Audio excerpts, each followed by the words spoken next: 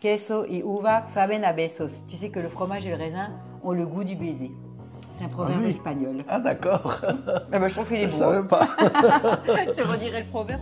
Donc voilà, j'ai vraiment le plaisir d'être venu te voir aujourd'hui, Bernard, et je voudrais te présenter l'Outre-Vin 2023. D'accord. Donc, c'est une cuvée qui est assez récente, première cuvée en 2020. Donc, c'est des pinots noirs qu'on récolte à maturité parfaite, qu'on presse et on les transfère dans des amphores. Et on l'appelle l'outre-vin, puisqu'en fait, c'est une outre qui contient du vin.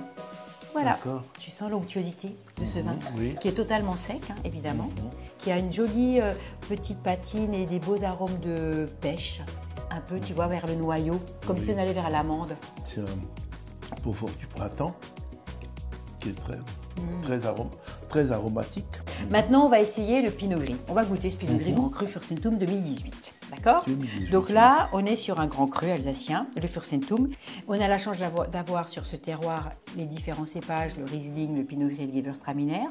Et nous, on se fait un point d'honneur à les vinifier séparément parce que pour nous, ça a du sens. Pour moi, l'Alsace, c'est la région du monocépage, hein, par excellence. Ce que j'aime, tu vois, dans ce Pinot Gris, sur ce Fürstentum, qui est un terroir quand même solaire, c'est sa puissance aromatique. Quand il arrive, c'est une note un petit peu, je dirais, légèrement agrume, orange sanguine, avec ses amers, ses jolis petits amers. Mais il a une petite pointe tout de suite, toujours derrière, un petit peu saline, qui lui va très, très, très bien. Donc tu penses à le Mont d'Or. Oui, je pense. Voilà, il est beau. Hein.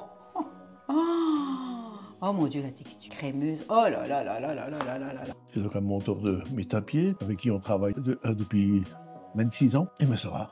Ça va super bien, c'est super, super bien. beau. Oh purée. On a vraiment envie d'y revenir. Alors là, Bernard, j'ai l'honneur de te présenter, il y en aura deux, mon cépage préféré. Est-ce que c'est mes origines qui font ça? Moi, j'adore les épices et le gras. Faire comme ça, on va goûter ce Gewürztraminer 2023, qui est notre Gewürztraminer, on va dire, de cépage. Hein. Tu sais, on a des sélections massales qui sont très épicées chez nous. Toujours des Gewürztraminer avec beaucoup de franchise, d'élégance, une très belle attaque en bouche. C'est la Münster d'Alsace. Oh, le Münster d'Alsace. Alors là, ça, tu prêches à une convaincue. De Lintal. Regardez la texture à l'intérieur. Regardez la croûte. C'est une ferme à Lintal. Il est très écolo, mais vraiment, il a le respect des vaches. Il a que des Vosgiennes et il est sur les hauteurs de Lintal. Je l'emmène. Qu'est-ce qu'il est bon. Et alors, l'accord en bouche. Oh là là là là là. Oh, divin. C'est vraiment divin. Pourquoi? Parce qu'en fait, il est réjouissant. Il est beau, il est fruité, il a une belle fraîcheur, une belle attaque en bouche et on a envie d'y revenir. Je te présente un Steingrübler Gewürz 2020. Alors, encore un de mes vins préférés sur le domaine, j'avoue, parce qu'en fait, le Gewürztraminer, enfin le Steingrübler, pour moi, c'est quand même un terroir exceptionnel. Un Gewürztraminer qui t'apporte une tension croquante. Tu vois, comme un éboulis de pierre. Et on a les arômes du Gewürztraminer qui sont vraiment, vraiment épicés, très légèrement épicés. Donc tout ça… Très équilibré. Équilibré. Équilibré. Ouais. Si, c'est un… Un bleu d'Auvergne qui est artisanal. Ensemencé, pardon. Ok. Comme le Roquefort, Ah, comme tous les bleus. Mais tu vois, tous je les savais bleus pas. sont…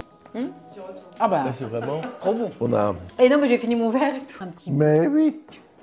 Un petit bout, hein. Oh là là, il est trop généreux là. Voilà. Mais non. Voilà, c'est bon, c'est bon. Jean-François nous a rejoint, je suis super contente. Et là, je sers une sélection de Grenoble Engst 2018. Un Pinot Gris qui a été récolté en surmaturité. Je voudrais boire ça tout seul, quoi. C'est tellement grand. Alors aujourd'hui, on a fait le choix d'aller sur un Roquefort. Donc là, on est une autre grande maison, mais dans le domaine du fromage et le domaine du Roquefort, c'est la famille Combe qui fait ce Roquefort de façon artisanale. Hein. Ça fait partie des 2 derniers artisans, avec un persillage finalement assez peu marqué. C'est un Roquefort qui garde beaucoup de gras, beaucoup de finesse. On est loin des stéréotypes du fromage trop salé. On est vraiment dans un domaine de l'élégance. Et donc délicat. Et donc clairement. délicat. Du coup, il va faire le pendant de ce vin, dans un esprit riche et puissant, mais qui sait montrer sa grâce. Elle a clairement suffisamment de vivacité Voilà. en face de cette puissance. Mais la bouche, elle est juste somptueuse. Voilà. Somptueuse. Et là, on a vraiment une sorte d'équilibre. Et la sélection Grenoble, elle a quand même 200 grammes de sucre. On les Pour sent le pas. Roquefort. Ça va super bien. Parfait. Oh purée. Que nous, au domaine où on élève nos Gewürztraminer, c'est pas des Gewürztraminer pornographiques, ce sont des légumes extraordinaires érotiques. Oui, érotiques, oui. Il suggère. Souvent, quand quelqu'un achète des granots, je dis toujours, il faut le boire pour lui tout seul, devant la cheminée, sur une peau douce avec madame dans les bras. Margot, on te donne des idées là. Ça, c'est de la jeunesse. Hein. Voilà, c'est ça, oui.